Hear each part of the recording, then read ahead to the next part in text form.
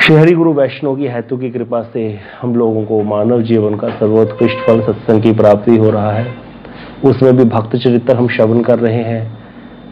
कुछ एक भक्तों के चरित्र हमने श्रवण किए। पुरुषोत्तम मास में कथा शुरू हुई थी, श्री गोस्वामी तुलसीदास जी का चरित्र हमने श्रवण किया, और भी कुछ चरित्र श्रवण किए थे। अभी तो स्मृति पटल से ही जा रहा है। क्या क्या सुना था?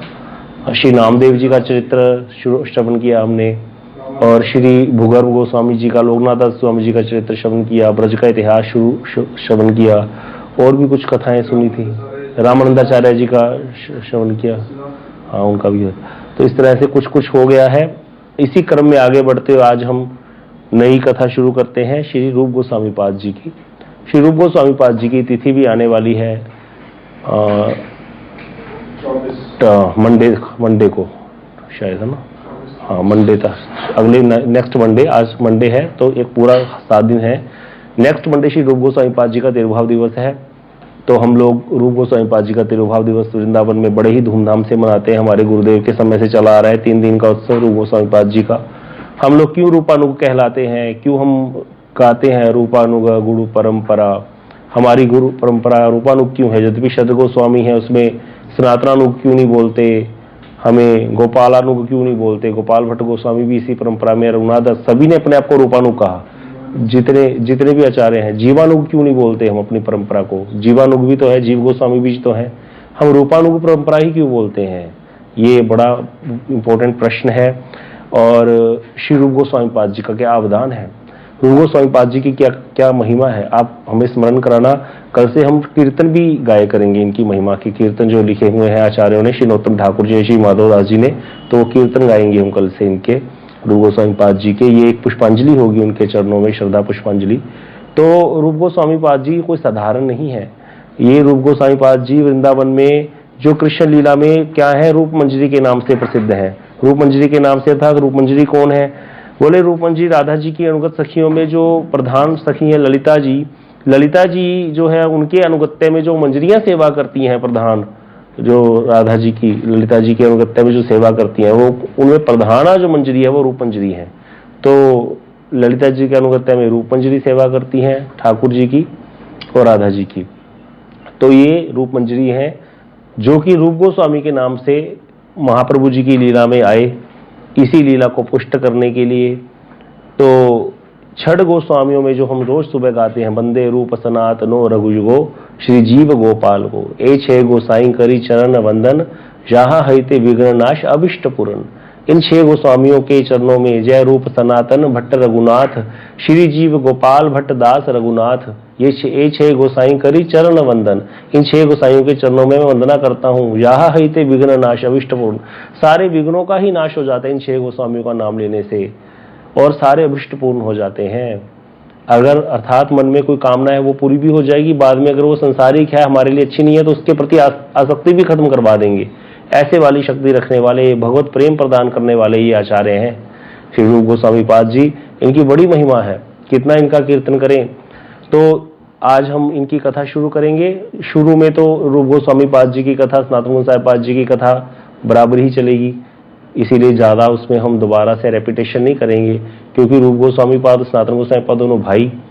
तीसरे भाई इनके, किसी को याद है नाम? तीसरे भाई का नाम क्या था इनके, को बता सकता है? हाँ जी अनुराधा दीदी बताइए। अनुपम, हाँ जी अनुपम, अनुपम वल्लभ इनके तीसरे भाई हैं रूप गोस्वामी पाद जी के, सनातन गोस्वामी पाद जी के। तो ये तीनों भाई थे जो ये यहाँ पर महाप्रभु जी की लीला में आए हैं।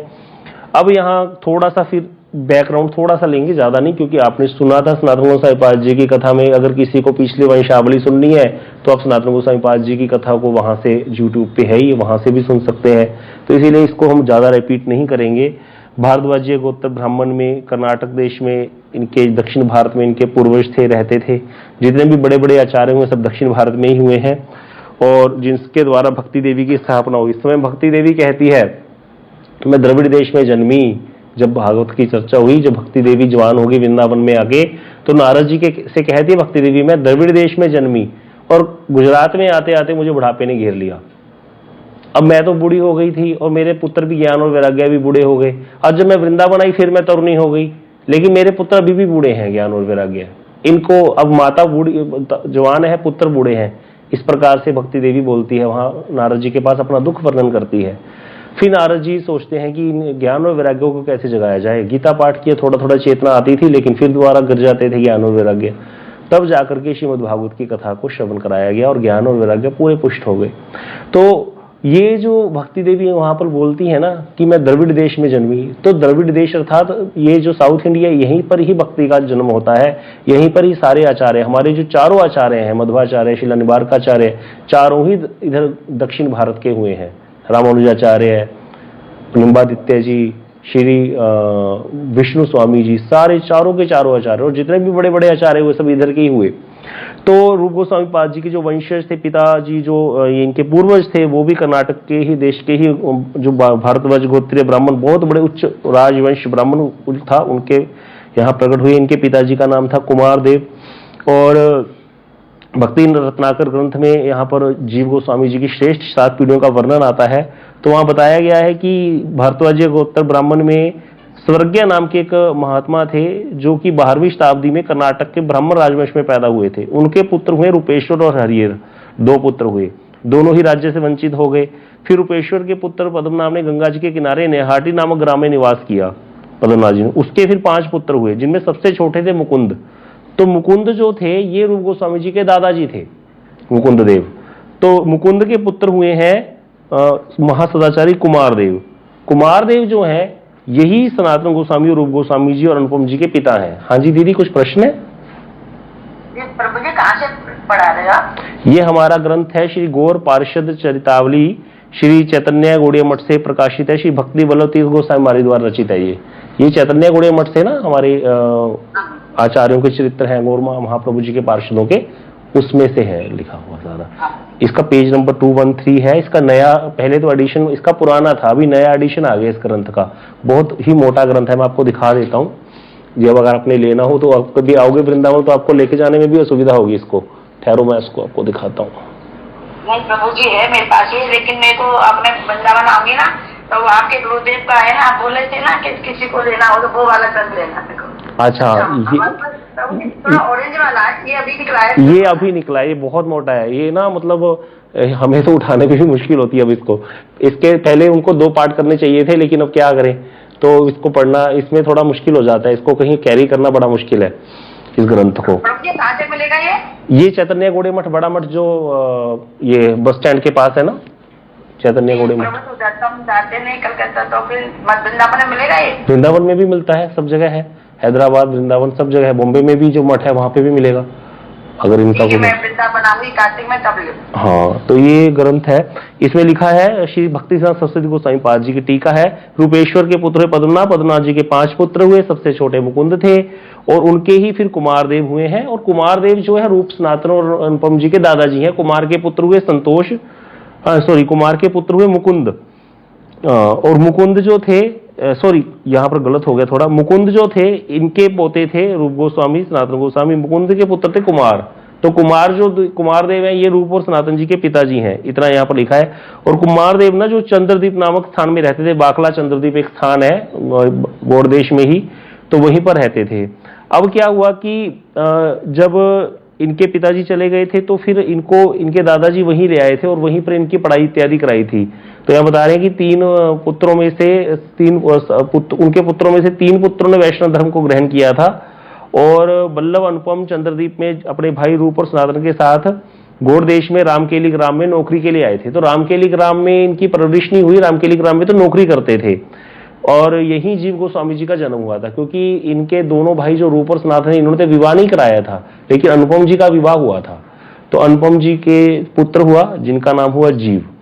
तो जीव गोस्वामी रूप और गोस्वामी पाद जी के भतीजे हैं, इस प्रकार से वर्णन आता है।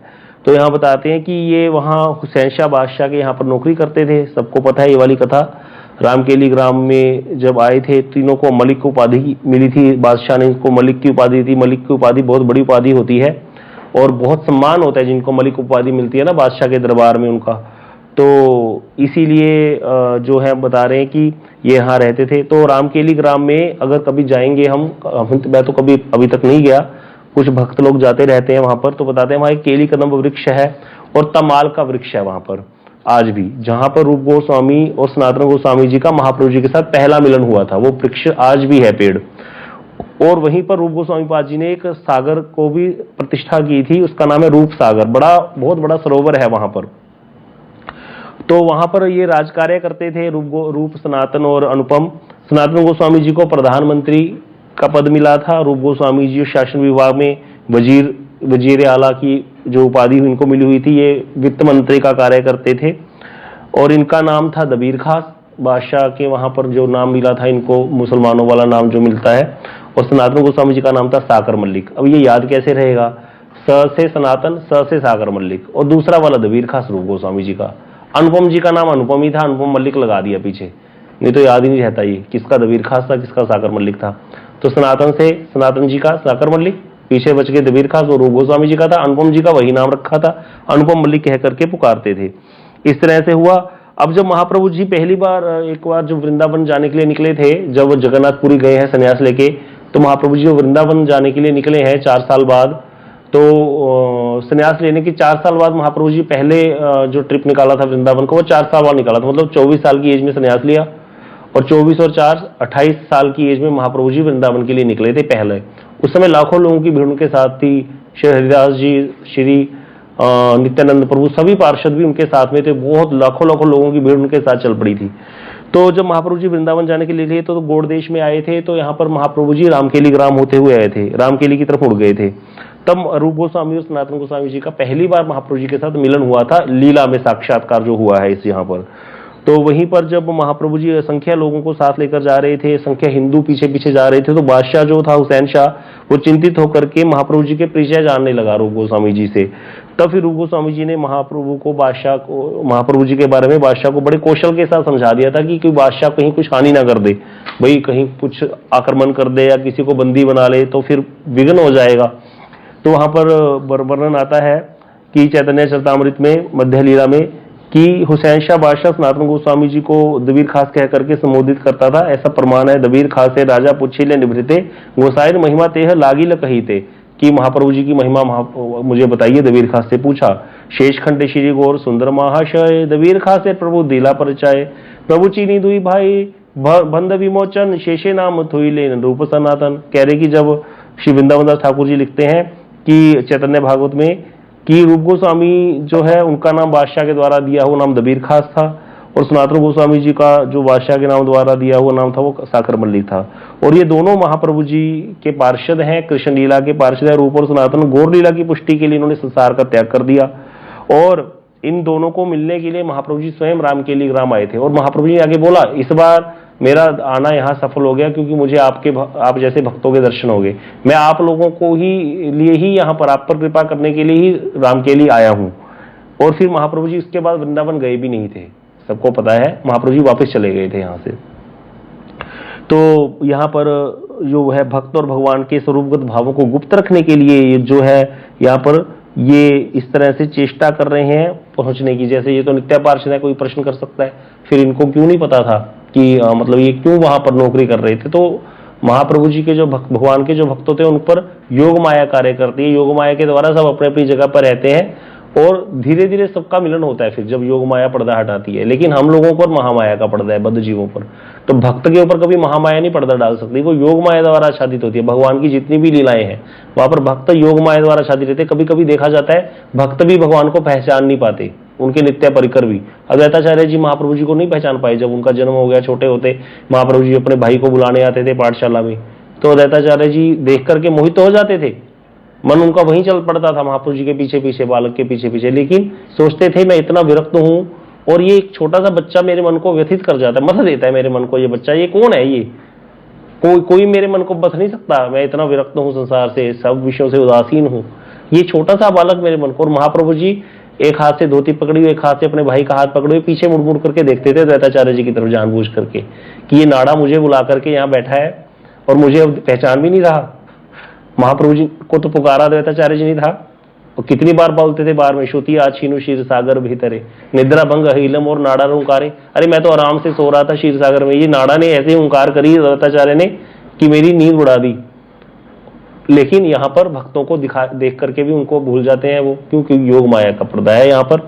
तो ऐसा यहाँ कह रहे हैं तो कह रहे हैं इस कारण रूप गोस्वामी जब सनातन गोस्वामी जब मिले हैं महाप्रभु जी से पहले दर्शन में ही आकृष्ट हो गए, क्योंकि ये तो नित्य परिकर है। ऐसा तो नहीं होता जनरली कोई शिष्य एकदम से गुरु की तरफ, कैसे हम एकदम से मिलते हैं वैष्णव से और हम कितना ऐसे लगता है कि जन्म जन्म से एक दूसरे को जानते हैं। उसका कारण यही होता है हम पहले भी मिले थे, पहले भी हमने ऐसे बैठ करके कथाएं सुनी हुई हैं, पहले भी बैठ करके हमने नाम चर्चा की है, कीर्तन किया है, फिर दोबारा मिल गए, भूले हुए हैं बस। ऐसे कभी किसी को देख करके ऐसे नहीं होता। तो भक्तों का आपस में एक संबंध रहता है, नित्य संबंध है भक्तों का, भक्ति वाला संबंध जो कि नित्य है। ये संसार के संबंध तो झूठे हैं, लेकिन भक्ति का संबंध नित्य है। तो इस तरह से यहाँ पर संसारिक लोगों को शिक्षा देने के लिए संसारिक व्यक्तियों की भांति व्यवहार कर रहा है। अब जब महाप्रभु जी इतने सारे लोगों के साथ रामकेली पहुंचे तो बंगाल का बादशाह तो डर गया और उसने महाप्रभु जी पर शंका भी की। तो केशव नाम का एक ब्राह्मण क्षत्रिय था, उसने महाप्रभु जी को, वो तत्व को जानता था महाप्रभु जी के बारे में, तो उसने बादशाह को समझाया कि ये फकीर सन्यासी है, तीर्थ यात्रा के लिए निकले हैं, 2-4 लोग साथ में हैं और उसको आपको भयभीत होने की कोई ज्यादा वजह नहीं है। फिर बादशाह ने विजय रूप गोस्वामी पाद से पूछा तो रूप गोस्वामी पाद जी ने भी महाप्रभु जी की महिमा बता करके संदेह को दूर किया राजा के। और फिर उसके बाद दोनों भाई आधी रात में जो है दांतों में त्रिनयन धारण करके दीनहीन भाव से महाप्रभु जी के चरणों में उपस्थित हुए। और इधर पहले नित्यानंद प्रभु और श्री हरिदास ठाकुर जी से मिले हैं। जब तक भक्त कृपा ना हो तो भगवान के दर्शन हो ही नहीं सकते। नित्यानंद प्रभु और हरिदास ठाकुर जी ने ही कृपा की और इनको महाप्रभु जी का दर्शन कराया, महाप्रभु जी के निकट ले आए और जाकर के चरण कमरों में प्रणाम किया। बड़ी दीनता के साथ रोते हुए कहने लगे, जगाई मधाई हईते कोटि कोटि गुण, अधम पापी आमी दुई जन। कहते जगाई मधाई में तो बहुत गुण थे प्रभु, हम तो उनसे भी गए गुजरे हैं, आप हम दोनों तो करोड़ों करोड़ गुना अधिक पापी हैं जगाई मधाई से भी, पतित हैं, मलेच्छ जाति मलेच्छ संगी करी मलेच्छ कर्म। हाँ, हम देखो भारद्वाज जी गोत्र ब्राह्मण के हैं, कहते हम मलेच्छ जाति के हैं, ऐसी भावना है अपने प्रति उनकी। हमें कोई थोड़ा सा कुछ बोल दे हम ऐसे हो जाते। कहते हम मलेच्छ जाति के, मलेच्छों का संग करते हैं और उनका कर्म करते हैं। गो ब्राह्मण द्रोही संगे आमार संगम, जो गाय और ब्राह्मण के द्रोही हैं, द्रोह करने वाले राजा हुसैन शाह जैसे इत्यादि, इनका हम संग करते हैं। और कहते मेरे कर्मों ने तो मेरी गर्दन को पकड़कर मुझे विश्व रूपी कुविषय के खड्डे में फेंक दिया है।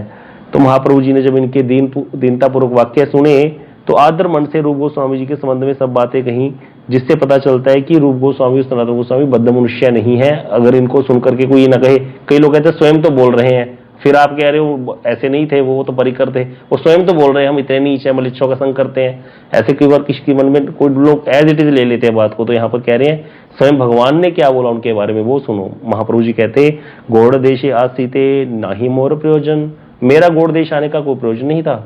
तुमा दुहा देखी ते मोहा मोर यहाँ आगमन, तुम दोनों को ही दर्शन देने के लिए, देखने के लिए मैं यहाँ आया हूँ। यही मोर मनेर कथा केह नहीं जाने, सबे बोले केन आइला राम के लिग्रामे। कहते मेरे मन की बात को कोई नहीं जानता, सब लोग सोच रहे राम के लिग्राम क्यों आ गए, निकले तो वृंदावन के लिए थे।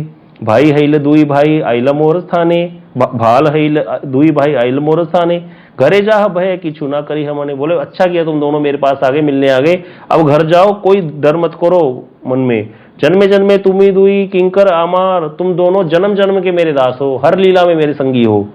एत बलि दुहा आचिदित कृष्ण तुम्हारे करीबे उद्धार, जल्दी ही कृष्ण तुम्हारा उद्धार कर देंगे। अब महाप्रभु जी ने बोल दिया, महाप्रभु तो स्वयं कृष्ण ही है।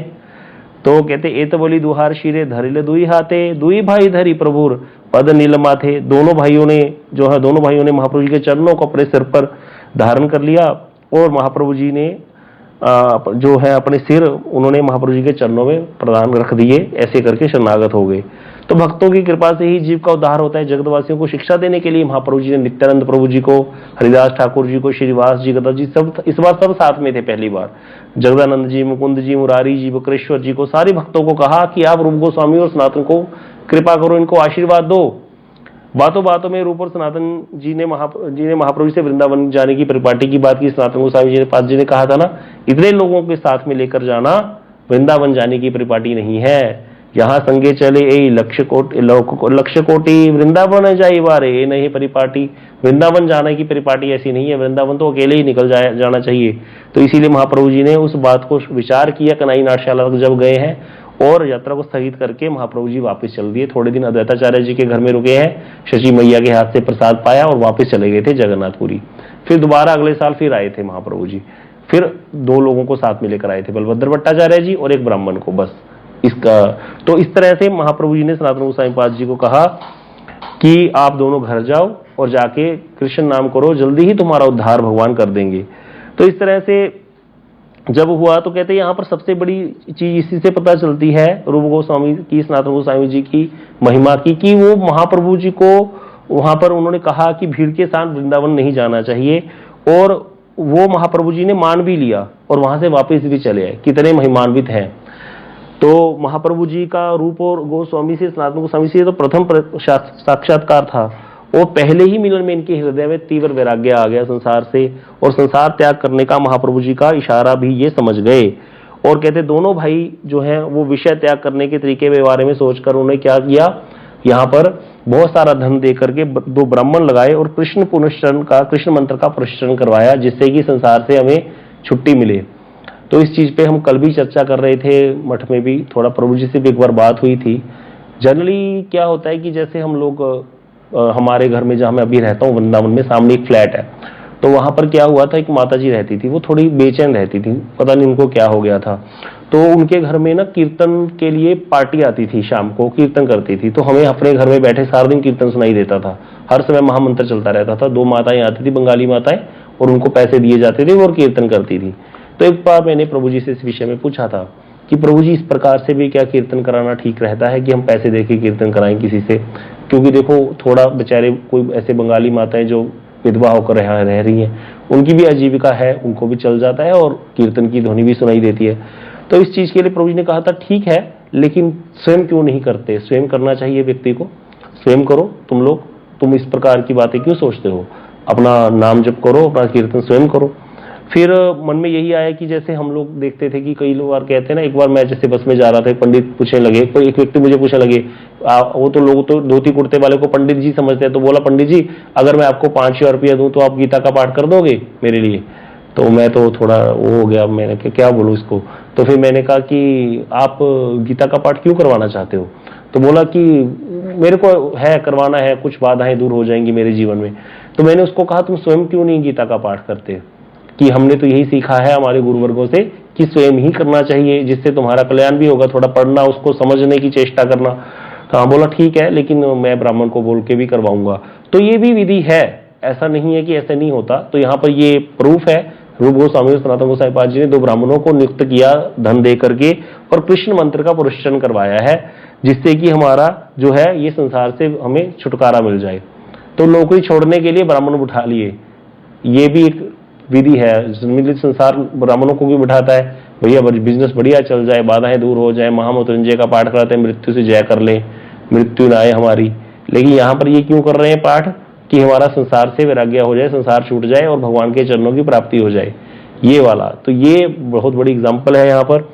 अब यहाँ पर रूप गोस्वामी जी ने तो छुट्टी ले ली, मतलब बादशाह को कुछ बोला नहीं, छुट्टी तो बंदा ले ही सकता है। तो छुट्टी ले करके और बड़े भाई सनातन गोस्वामी जी के लिए यहाँ पर जो है सारा राशन रख करके 10,000 रुपये एक बनिए की दुकान पर रख करके, और स्वयं नौका के द्वारा बाकला चंद्रद्वीप जो उनका घर था, पुश्तैनी घर, वहां पे चले गए। और वहां आकर के जितना भी धन था सारा, 10,000 रुपये तो बनिए के पास रखे आए थे सनातन गोस्वामी पाद जी की रक्षा के लिए, बाकी जितना भी धन था सारा साथ ले आए थे, उसको ब्राह्मणों और वैष्णव में बांट दिया। कितना? आधा जो है ब्राह्मणों वैष्णव बांट दिया। और जो इसका 1/4 हिस्सा था, बाकी जो बचा हुआ था उसके 2 हिस्से हो गए। 2 हिस्सों में से तीसरा हिस्सा था वो जो है वो अपने परिवार के लिए रख दिया, और 1/4 हिस्सा रख दिया एक विश्वसनीय ब्राह्मण के पास, कोई आपातकालीन स्थिति आ जाए। कई बार क्या होता है कि कई बार कुछ पता नहीं चलता, कोई आपदा विपदा आ जाए, कोई शरीर को रोग ही लग जाए किसी के, तो मतलब कई प्रकार की चीजें होती है जिसके लिए कुछ अनहोनी के लिए ऐसी कोई आपदा के लिए रख दिया एक जगह पर। तो ऐसा यहाँ पर क्या दिखाया जा रहा है? यद्यपि ये तो भगवान के पार्षद हैं, तो ये सारा डिवीजन करना, ये सब चीजें, ये एक तरह का साधकों के लिए बल प्रदान करने वाली बातें हैं। कई बार कोई साधक है, भजन करना चाहता है, तो उसको भी यहाँ पर एक शिक्षा है किस प्रकार से तुम्हें पीछे छोड़ करके आना है। ऐसे नहीं कि हाँ उठे आ गए घर वृंदावन, पीछे कोई मरे कोई जिए। वैसे तो भगवान सबको देखते हैं, अगर कोई ऐसे भी आ जाएगा तो क्या भगवान रक्षा नहीं करेंगे? करेंगे। लेकिन यहाँ पर रूप गोस्वामी पाद, सनातन गोस्वामी पाद जी तो साधारण नहीं है, ये तो बहुत ही बड़े पढ़े लिखे स्कॉलर भी हैं। तो जगत के हिसाब से भी बहुत अच्छा इनका आचरण करके दिखा रहे हैं कि ऐसे ही नहीं आ गए, पीछे परिवार के लिए पूरा जो है व्यवस्था करके जो है रूप गोस्वामी जी निकले हैं। अब रूप गोस्वामी जी ने अपने भाई अनुपम को साथ ले लिया और महाप्रभु जी के दर्शन के लिए चल पड़े हैं कि मैं को तो महाप्रभु जी के पास जाना है। सब छोड़ दिया, नौकरी में तो छुट्टी ली थी, वो तो बादशाह को दिख रहा है छुट्टी ले ली पूरी रूप गोस्वामी जी ने, तो अब वो जाएंगे नहीं वापस। अब यहाँ पर महाप्रभु जी वृंदावन की यात्रा करेंगे ये रूप गोस्वामी जी को पता है, क्योंकि एक बार तो वापस हो लिए, अब दोबारा फिर महाप्रभु जी जाएंगे वृंदावन। तो इसीलिए रूप गोस्वामी जी ने 2 दूतों को जगन्नाथपुरी भेजा कि पता करके आओ महाप्रभु जी जो है किस रास्ते से वृंदावन जाएंगे, क्योंकि ये भी दर्शन करना चाहते थे, संग करना चाहते थे। इधर सनातन गोस्वामी जी बीमारी का बहाना बना करके घर में बैठ करके ही जो है पंडितों के साथ, कुछ बढ़िया विद्वानों के साथ लेकर के श्रीमद् भागवत की चर्चा करने लगे और राजा को संदेश भिजवा दिया कि मेरा स्वास्थ्य ठीक नहीं है। तो बादशाह हुसैन शाह ने वैद्य भेजा, वैद्य ने जाकर बता दिया वो कोई बीमार नहीं है, वो तो बैठ करके घर में भागवत पढ़ते हैं और लोग बैठ करके चर्चा करते हैं। तो इस तरह से बादशाह आया, आकर वो समझाया सनातन गोस्वामी पाद जी को कि मुझे अभी जाकर के उत्कल में हमला करना है उड़ीसा में, और तुम्हारा साथ मुझे चाहिए। वहां का राजा हिंदू था। सनातन गोस्वामी पाद जी कहते बिल्कुल ही साथ जाऊंगा आपकी, आप वहां पर देव मूर्तियां तोड़ोगे जो मुझसे अब सहन नहीं होगा, मैं आपके साथ नहीं जा सकता। तो इस तरह से उसने बहुत तरह से समझाने की कोशिश की बादशाह ने, क्योंकि ये तो बहुत ही इंटेलिजेंट थे सनातन गोस्वामी पाद जी। लेकिन जब नहीं कोई युक्ति मिली तो उसको लगा कि ये पीछे तख्ता ना पलट दे सनातन, क्योंकि ये तो बहुत इंटेलिजेंट है। इसीलिए बादशाह ने उनको जेल में डलवा दिया सनातन गोस्वामी पाद जी को। तो ये सारी कथा हमने सनातन गोस्वामी पाद जी कथा में सुनी थी। वहां पर युद्ध के लिए चला गया। इधर महाप्रभु जी वृंदावन की यात्रा पर निकल चुके हैं। महाप्रभु जी हाईवे से नहीं गए थे, इस बार वनपथ से गए थे, वन के रास्ते से। तो यह समाचार रूप गोस्वामी जी को पता चल गया और वो अपने छोटे भाई अनुपम को साथ लेकर के यात्रा के लिए निकल पड़े। अब इधर रूप गोस्वामी जी ने पत्र लिख दिया सनातन गोस्वामी पाद जी को कि आप भी किसी भी प्रकार से मुक्त होकर के जेल से आ जाओ वृंदावन, और हम लोग जा रहे हैं वृंदावन की तरफ महाप्रभु जी के दर्शन करने। ऐसा रूप गोस्वामी ने सनातन गोस्वामी जी को पत्र लिख दिया। अब आप लोगों ने जिन्होंने ध्यान से सनातन गोस्वामी पाद जी की कथा सुनी है ना, उनको अब ये कथाएं समझ में आने लगेंगी अच्छे से, क्योंकि ये महाप्रभु जी का जो वृंदावन जाने की लीला है ना, ये पल्ले पड़ती नहीं है। हमको तो 5-6 साल ही लग गए थे इसको समझते समझते, कब गए कब आ गए, फिर वापस आ गए, फिर चले गए, पता नहीं क्या हुआ, रूप गोस्वामी जी कब मिल रहे हैं, सनातन गोस्वामी जी कब मिल रहे हैं। तो ये इसमें बड़ा कंफ्यूज हो जाते थे। तो इसमें मोटी मोटी सी ये बात ये है कि महाप्रभु जी 28वें साल में पहले वृंदावन के लिए निकले थे, वापिस आ गए थे राम के लिए, रूप और सनातन को मिलके। 29वें साल में फिर गए महाप्रभु जी अपने संन्यास लेने के बाद। 5वें साल में जो है गए, फिर 6ठे साल में फिर गए। जब 6ठे साल में गए हैं, उस समय महाप्रभु जी जब गए हैं तो वहां प्रभु जी 2 ही लोगों को साथ ले गए थे वृंदावन। जब वृंदावन गए, वृंदावन में आए, दर्शन किया, रहे यहाँ पर। उसके बाद जब वापसी में आए हैं, 2-3 महीने यहाँ पर रहे थे। उसके बाद जब वापसी आए हैं, वापसी में महाप्रभु जी का मिलन हुआ दोनों भाइयों से, रूप और सनातन दोनों से, अलग अलग जगह पर। रूप और सनातन को आपस में मिलन नहीं हुआ, तो महाप्रभु जी का रूप गोस्वामी जी से पहले हुआ है मिलन, सनातन गोस्वामी जी के साथ बाद में हुआ है। तो अगर आप अब मैप के हिसाब से चलते हैं, अगर यहाँ से वृंदावन से कोई प्रयाग और काशी होते हुए जाएगा इधर गौड़ देश अर्थात बंगाल, तो पहले क्या आएगा? वृंदावन से अगर कोई जाएगा तो पहले आएगा प्रयाग, इलाहाबाद पहले आता है, जो काशी है वो बाद में आता है। तो इसलिए जब महाप्रभु जी चल पड़े थे वृंदावन से वापसी में, तो रूप गोस्वामी जी तो पहले से निकले हुए हैं घर से, तो इसीलिए वो रूप गोस्वामी जी प्रयाग में महाप्रभु जी को पहले मिले हैं, वापसी में मिले दोनों ही वापसी में महाप्रभु जी को। महाप्रभु जी वृंदावन होके आ चुके थे। रूप गोस्वामी जी मिले हैं प्रयाग में, सनातन गोस्वामी जी मिले हैं काशी में। सनातन गोस्वामी जी को काशी में शिक्षा दी महाप्रभु जी ने, वो हमने सुन ली सनातन शिक्षा। रूप गोस्वामी जी को इससे पहले महाप्रभु जी ने प्रयाग में शिक्षा दी थी थोड़ी ही। रूप गोस्वामी जी की शिक्षा बहुत बड़ी नहीं है, कहीं डर मत जाना कि पहले की तरह इतनी बड़ी कथा चल पड़ेगी। हम इस बार तो बहुत छोटी शिक्षा, लेकिन उसमें भी सार है पूरा। तो रूप शिक्षा आएगी अभी यहाँ पर प्रयाग में, जो महाप्रभु जी का रूप गोस्वामी जी से मिलन हुआ है। तो ये सारी कथा अभी हम सुनेंगे। आज समय हो गया है, कल से एक सारी कथा श्रवण करेंगे। रूप गोस्वामी जी का महाप्रभु जी से दूसरा बार मिलन होगा प्रयाग में, साथ में इनके भाई अनुपम भी हैं। यहीं पर वल्लभाचार्य जी ने महाप्रभु जी की सेवा की थी। वल्लभाचार्य जी और महाप्रभु जी समकालीन है, वल्लभ संप्रदाय के आचार्य, यशोदा मैया के अवतार बोला जाता है उनको। तो ये वल्लभाचार्य जी महाप्रभु जी को साथ में ले गए थे अपने अड़ैल गांव में। आप जाओगे प्रयाग तो अड़ैल गांव प्रयाग में ही है, गंगा जमुना सरस्वती के यमुना जी के तीर पर पड़ता है। तो वहां पर अड़ैल में वल्लभाचार्य जी का घर था, वहां पर महाप्रभु जी को लेकर गए थे और वो सारी कथा हम श्रवण करेंगे। वहां पर रूप और अनुपम भी साथ में गए थे, तो बड़ी सुंदर कथा है वहां की। और उसके बाद फिर जो है रूप गोस्वामी जी की शिक्षा हुई है महाप्रभु जी से, और सारी कथा आगे की फिर हम कल श्रवण करते हैं। वांछा कल्पतरुभ्यश्च कृपा सिंधुभ्यश्च पतितानां पावनेभ्यो।